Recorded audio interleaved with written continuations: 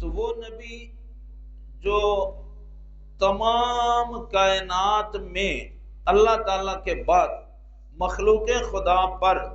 سب سے زیادہ نرم ہیں، سب سے زیادہ رحم کرنے والے ہیں، سب سے زیادہ شفقت کرنے والے ہیں، بچوں پر سب سے زیادہ مہربانی کرنے والے ہیں، اور بچوں کے بچپنے کا سب سے زیادہ لحاظ کرنے والے ہیں، اور بچوں کی غلطیوں کو سب سے زیادہ معاف کرنے والے ہیں، اور بچوں کو لاڈ پیار کے انداز میں سب سے زیادہ محبت دینے والے ہیں۔ اس پاک مہربان نبی نے فرمایا جب بچہ 10 سال کا ہو کر نماز نہ پڑھے تو میں حکم دیتا ہوں وَضْرِبُوهُمْ، ماں باپ بچے کو نماز نہ پڑھنے پر مار کر نماز پڑھائیں۔ دین کا ادنا سا چھوٹا سا خادم خدمتگار ہونے کے حوالے سے میں پوری ذمہ داری سے عرض کرتا ہوں کہ پوری شریعت اسلامیہ میں بچوں کو مارنے کے لیے اللہ تعالیٰ نے اور اللہ کے رسول نے کئی حکم نہیں دیا کہ بچہ سکول نہیں جاتا تو مارو، ٹیوشن نہیں جاتا تو مارو، کام پر نہیں گیا تو مارو، فیکٹری میں نہیں گیا تو مارو،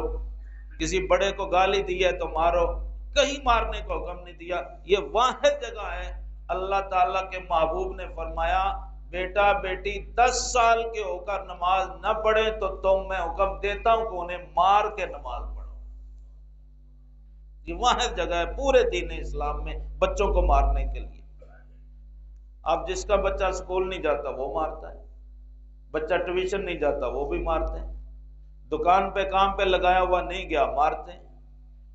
کسی کھیت میں دیہاتی ماحول میں کام کرنے کے لیے بھیجا نہیں گیا مارتے ہیں، گھر کا کوئی بچے کو کام کا اس نے نہیں کہا ڈنڈا پکڑ لیتے ہیں، لیکن نماز نہ آپ پڑھتے ہیں نہ بچے کو پڑھاتے ہیں۔ جن کاموں پر ہم بچوں کو مارتے ہیں اللہ کے نبی نے ان کاموں پر بچوں کو مارنے سے منع کیا ہے، اور جس کام پر اللہ کے نبی نے مارنے کو حکم دیا وہ کام ہم خود نہیں کرتے تو بچوں کو کیسے کروائیں؟ تو افسوس تو ہم پر ہے، بڑوں پر، والدین پر، کہ جب ہم ہی نماز نہیں پڑھتے تو بچوں کو کیسے، کیا اہمیت ہوگی ہمارے سامنے بچوں کو مارنے کے لیے۔ تو بہرحال اچھا دوسرا حکم یہاں ساتھ میں کیا فرمایا، بچہ بیٹا بیٹی دونوں سگے بہن بھائی 10 سال کے ہو جائیں فرقوا بینہم فی المضاجع،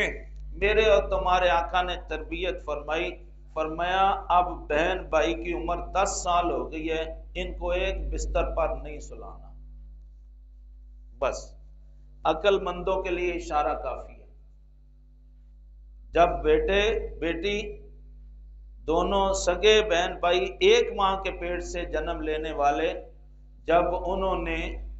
ان کی عمر 10 سال ہو گئی ہے، اب ان بچوں کو ایک چارپائی پہ ایک بیڈ پر ایک بستر میں آپ نہیں سلا سکتے۔ یہ کسی مولانا یا مفتی صاحب یا کسی ولی اللہ یا درویش یا دنیا کے کسی بڑے سکالر کا حکم نہیں، یہ اس ذات کا فرمان ہے جس کی شان یہ ہے کہ اللہ فرماتا ہے علمک ما لم تکن تعلم وکان فضل اللہ علیک عظیما۔ اے پیارے حبیب، کل کائنات میں کل مخلوق کو ہم نے جتنا علم دیا ان سب سے بڑھ کر ہم نے علم آپ کو عطا فرمایا۔